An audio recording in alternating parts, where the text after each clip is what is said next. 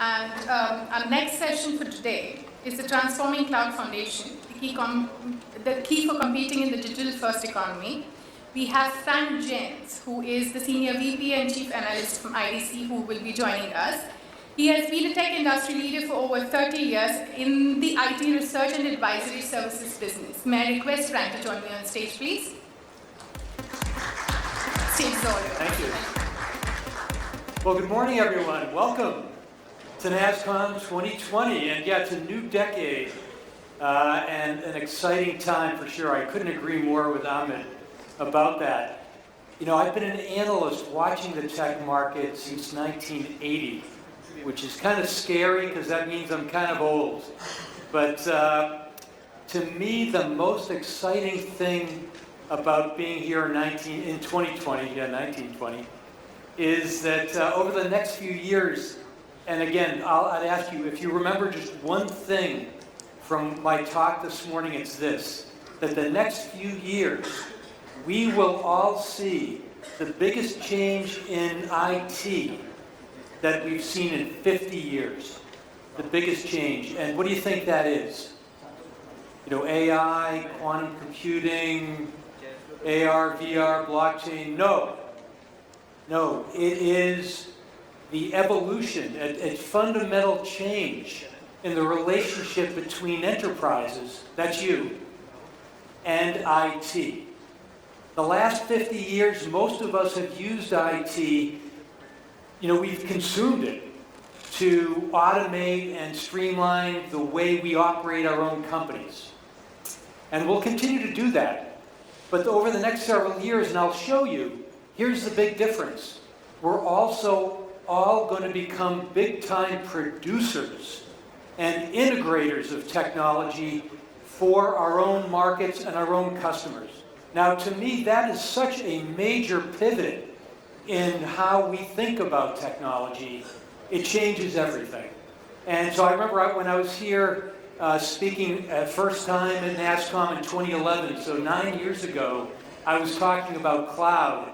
And it was a debate, well, would cloud, you know, take over? Was it really gonna be, was it gonna be a fad? What was gonna happen? And it was a technology discussion. The CTOs were interested, CIOs were interested. But now, the next 4 years, as companies start using the technology to compete in their own marketplace, yes, I'm talking about digital innovation and digital transformation. This is a CEO issue. So the cloud has become of interest to CEOs, and I brought some CEOs with me in video form in my presentation just to make that. Now, why is this happening? Why is this change in the relationship happening? Well, it's because over the next several years, we're going to see the percentage of GDP driven by digital first, by digitally transformed companies, will account for more than half of GDP. So what does that mean? That means in your industry, by the time you get out to 2023, it's very likely that half or more of your competitors will be these very digital native-like companies, able to innovate with technology at a rapid pace, which means you have to be able to innovate. And of course, what comes with that is that in 2024, we'll see IT budgets will also, you know, catch up. They'll swing over where more than half of IT budgets will be dedicated toward helping each enterprise digitally innovate in their own market, right? So that is, to me, it's a new species of enterprise, a digital-first enterprise. And so to me, it's already obvious with some companies. So for example, if you take a look, you know, a few well-known companies, Walmart, which is, it's a retailer, but it's also the third largest buyer of IT in the world, behind Alphabet and Amazon. And you've got a company like Unilever, where the CEO has said the next 2 years we're going to hire 10,000 software engineers. 10,000, right? That's an army. And then, of course, Goldman Sachs in the financial services world, Wall Street analysts, when they look at Goldman Sachs now, they say, well, this is really a technology company that's operating in finance, right? So, and it's not just, it's happening in many, many other. So these, of course, are big leading companies, but what I want to tell you is it's also you. It's going to be you, because if you want to compete in your markets, you're going to have to be like these companies. So what does cloud have to do with any of this, right? So this is about cloud. Cloud is the foundation for these CEOs to be able to compete in this digital-first economy. And I want to focus on three things, just because of the short time we have. Three things, three areas I would suggest you be looking at in how cloud is going to change, not only in what cloud can deliver, but also in the key areas where your enterprise is going to have to use cloud. So let's start first with infrastructure. Let's start right in the plumbing. And I want to talk about why CEOs now care about cloud infrastructure. Right? And really, it's all about extending digital reach. Because if I'm going to be successful by bringing new digital services to my customers, if my infrastructure can't get them there, I can't participate. Right? So I'm out of business. So here's actually not a CEO, but a CIO who's also the head of innovation at a healthcare provider in the US to talk about why infrastructure is so important to healthcare's future. I think the biggest change is this shift in what we would define as the venue of care enabled by technology. And that's the move from geography and real estate owned by the healthcare providers to the geography and real estate and where the patient lives. And it's that shift where the four walls of the hospital or the doctor's office have effectively dissolved, and we're bringing care into the home setting. Did you hear what Randall said? Basically, that the hospital and healthcare setting is not in the hospitals just anymore. It's going out to wherever the patient is. So again, this idea of, I have to be everywhere that I compete in the market. And so there's a lot going on in infrastructure. You heard Amit talking about, for example, quantum computing. All sorts of, there's special AI accelerator chips, software-defined infrastructure, lots of stuff. I just want to focus on one thing you should pay attention to. That's about extending digital reach. And it is this, that we know already that we're seeing this massive expansion of the edge. Lots of connected and intelligent devices out at the edge. Almost 40 billion will be out there by 2021. And at that time, how will these cloud services, because let's face it, the cloud is the way that new capabilities are being delivered. So let's just take that as an assumption. If you're not on a cloud infrastructure, you're kind of in an obsolete infrastructure. So how is those edge being served now? Well, 39,000 core data centers, according to our analysts. That includes data centers like Google Clouds and Microsoft and AWS and the rest, and it includes your data centers. Now, what's wrong with the math here?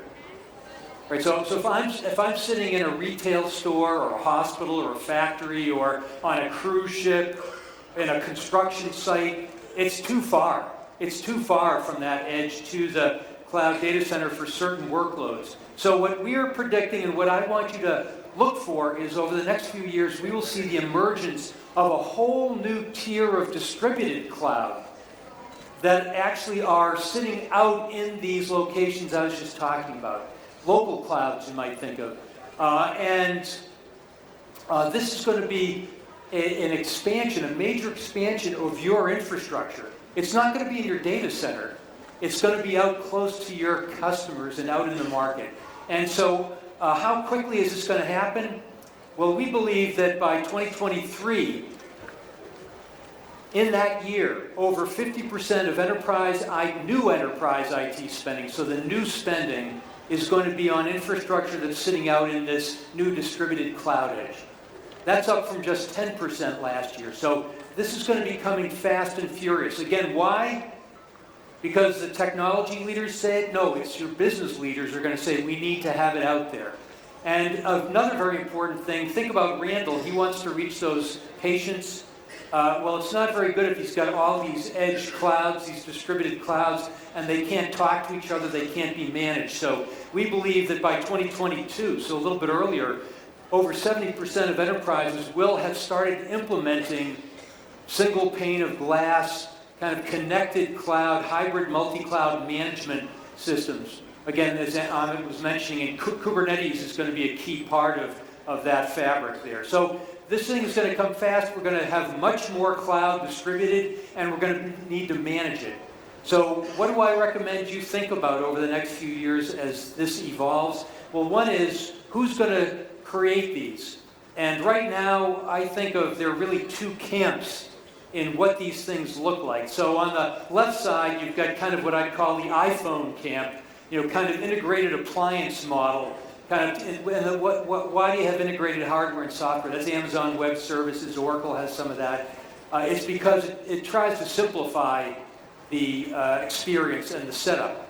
But on the right side, you've got what I call kind of the Android camp, where you've got more focus on choice, where customers may want to decide, well, I want to use servers I already have, or bring in other servers, again, because there may be use cases you determine that's what you want to have under there. So keep an eye. This is going to be a battle. My guess is 5 years out, probably both camps will have a little bit of both sides, the integrated and the mix and match side. But watch that space. Anthos, as you can see, is up there, as well as others. What I think is interesting, though, and I'll just leave the infrastructure on this point, is that who's going to be providing these digital infrastructure services? Well, definitely those guys will all be coming down and trying to provide you with those, of course. Of course, the big cloud guys and their hardware partners and their services partners. But what's interesting is we're also seeing other companies emerge. So on the right side, some partners that are including some of the telcos. Oops, if I can get this thing to work. There we are. So we're starting to see distributed cloud being provided within 5G network providers. So again, can get closer to that wireless connection out there. Interestingly, Walmart, their CEO Doug McMillan had a strategy meeting in November, December with all the top managers, said, hey, here's our new strategy for the digital age. We're going to focus on all of our superstore locations, and we're going to have shopping, we're going to have health services, entertainment services, and he said, get ready. When is the last time you heard a CEO say these words? He said, we're going to have edge computing in these superstores. I mean, that's kind of weird, but he said it. And so why? He said, because we want to be able to provide digital services to autonomous cars and to all those other things that our customers have. So, watch that. If Walmart's there, why couldn't Disney, have some distributed infrastructure for its creative ecosystem, or, Citi for in its branch bank offices, or, governments, like I have the city of San Francisco, could be the city of Mumbai that has those as well. So, watch the space. The question the thing I'd focus on is, number one, who should we be aligning with for our building out of our digital reach? And two, should our company be a player ourselves for our own market, just like Walmart's thinking about? Now, let's jump to the second of the three. This is the beating heart of digital innovation and growth within every enterprise, and that's the ability to create new value for customers through code, through development, and creating what we call a cloud-native digital innovation factory. So what I've got here is the CEO of Goldman Sachs, who's going to talk about their investment in development people. In-house, we have around 9,000 engineers who make up about a quarter of our 38,000-person workforce. We have some of the best engineers in the world working on some of the most interesting problems. And everything we are building is trying to make finance work better. Okay, in case you didn't pick that up, David Solomon said about 1/4 of all of Goldman Sachs employees are software engineers. Okay, and that's going up. And you'll hear more about him and Goldman Sachs in a minute. But I mean, why is he talking about software engineers? The CEO of Humana, which is a medical and insurance and a health care provider, that CEO is talking about agile development as a key part of their strategy in a digital economy. Why are they talking about this? It's their ability to create new experiences, new code, new products at the same pace that all the digital native companies are doing. That's going to be the key to their survival and growth in a digital economy. So that's a very different type of world. That's a digital innovation factory. So let me give you just a 2-minute picture of what a digital innovation factory looks like. around three key parts of how companies develop software. One is around development, where they're all going to agile DevOps methods, right? That's for very rapid iteration development. They're going to more componentized, modular deployment technologies, microservices architecture, Kubernetes and containers. So modular, massive scale, rapid cycle, and so that's one piece of the puzzle. Another piece of the puzzle is sourcing, because one way that you drive up the pace and volume of development is you don't reinvent the wheel. You know, if there are other folks out there who have great innovations, you use them and you just add your new value to it. So you can see a lot of sourcing opportunities out in the cloud today. Not only things like GitHub and the big cloud platforms, but also enterprise app companies like Salesforce.com and SAP and Oracle are turning their enterprise apps, their SaaS, into platforms. So they can feed innovation not only as whole applications, but also as components into your company as you build what you want to build. So that's an important sourcing. And then, of course, distributing, you want to distribute back into the open source community if you use it. But, of course, you're going to be delivering into your own offerings. And, watch this, you're going to also be putting all that innovation you created onto a platform for other developers in other industries so they can use your innovation, and you'll get paid for it, by the way, and create things you'd never create, but you get more value out of that. So how quickly is this change, this new digital innovation factory model going to come in? Well, we think by 2025, 60% or more of all enterprises are going to be on this fast daily deployment of code. What is it now? Less than 3%. Most shops are deploying on weekly at best or monthly, quarterly. So a lot of enterprises, your enterprises, are going to go to this agile, very fast cadence. What about sourcing? Well, about 20% of code and enterprises apps that they built last year came from external sources. We think by 2025, that's going to shoot up to 80%. So a lot of focus on external sourcing of innovation. Now, and then, of course, what's going to come out the front door of this factory are lots of apps, right? So we predict that by the time we get out to 2024, over the next 4 years, we will see over 500 million new apps and services developed and deployed by these innovation factories. How much is that? 520 million? Well, that's about the same number in the next 4 years as were developed in the last 40 years. So we're going to doing a 10x ramp up on production. So, and what are they? Well, they're going to be, you name it. But again, these are not like the next generation of ERP or CRM or email.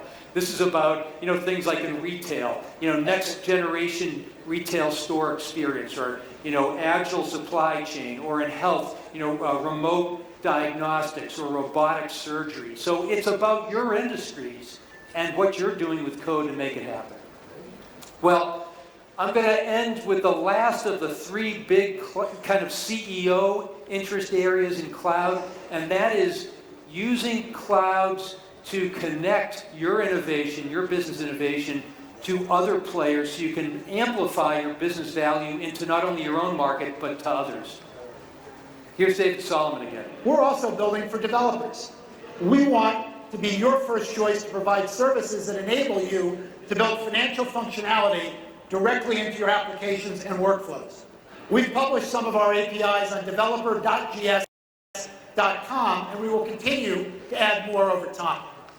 All right, in case you didn't hear that, David Solomon, the CEO of Goldman Sachs, is saying to developers, we want you to use our APIs, the code we developed in your solution, so that we'll be there in your markets and near your customers. And he said, if you want to find them, go to developer.gs.goldmansachs.com, developer.gs.com.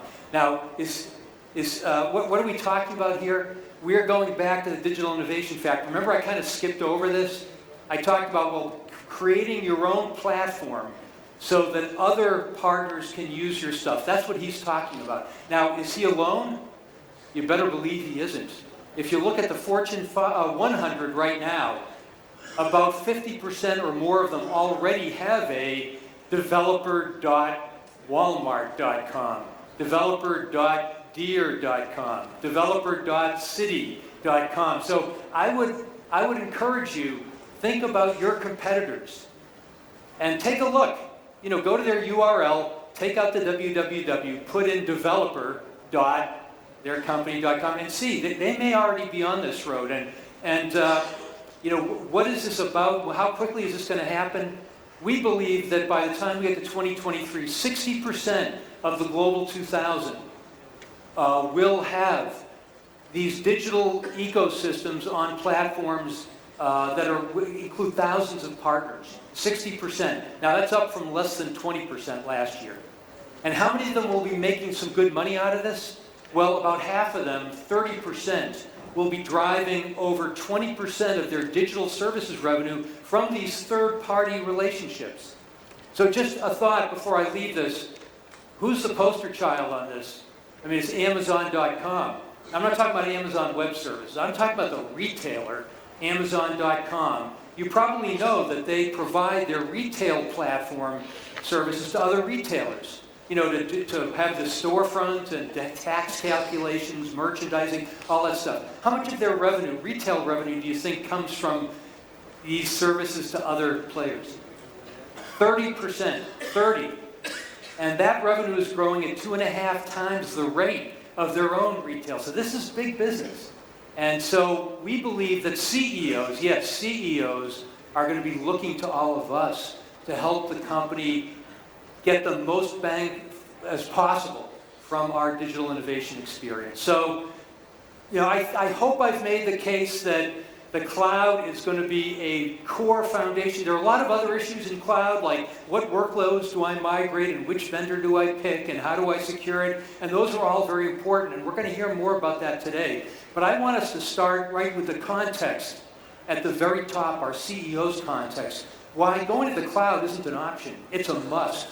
And that we need to make sure that we're doing the right things with it at the infrastructure level, going to, you know, to 70% or more managed under one total cloud management environment, making sure we're putting our cloud close to our markets, that we are developing innovation at the rate of digital native and digital first companies with greater pace and scale and external sourcing, and that we are amplifying the value of our business in the digital economy by putting up our own platforms, becoming a platform, and creating our own ecosystem. So there's a lot to do. I hope I haven't overwhelmed you, but good luck in all that. I just want to leave you with one inspirational thought. The former CEO of Panera, a restaurant chain in the US, who's done a magnificent job in digitally transforming Panera, he had a bit of advice for all of us as we go down this road to become a digital-first enterprise.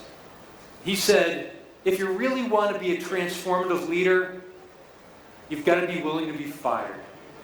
And if you're afraid to be wrong or make a mistake, you can't lead transformation at any scale. So good luck with our technology choices, but particularly let's have good luck in making sure we have courage to lead our companies into the future. Thank you.